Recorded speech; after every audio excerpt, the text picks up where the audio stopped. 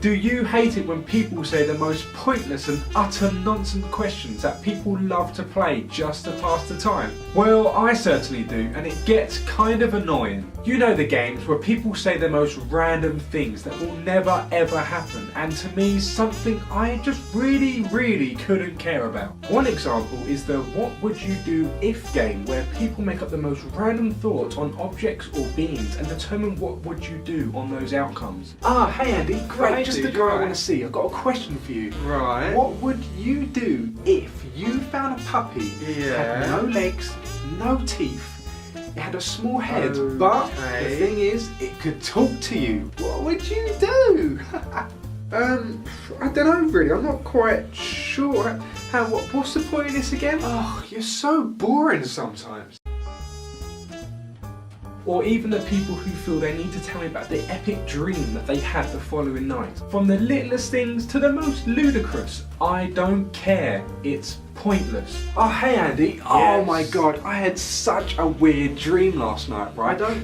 We were both walking on the moon and there was just nothing to do, right? Okay. So we just kept walking and walking and we just couldn't find anything. It was hilarious. Oh, and then all of a sudden a giraffe just comes out of nowhere.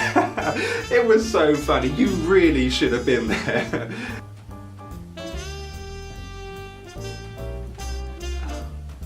What is his problem? Or better yet, the absolutely impossible thought of the would you rather games. The most common one is swapping body parts. Like for instance... Oh, hey Andy. Oh, hear me out for a second, right? Would you rather have a penis where your nose is or a nose where your penis is? Shut the up. Or how about the stranded on a desert island question? It's the same every time. Oh, hey Andy. Right, now I want you to think very carefully here. What three things would you take with you if we were both trapped on a desert island? That's a good one, isn't it?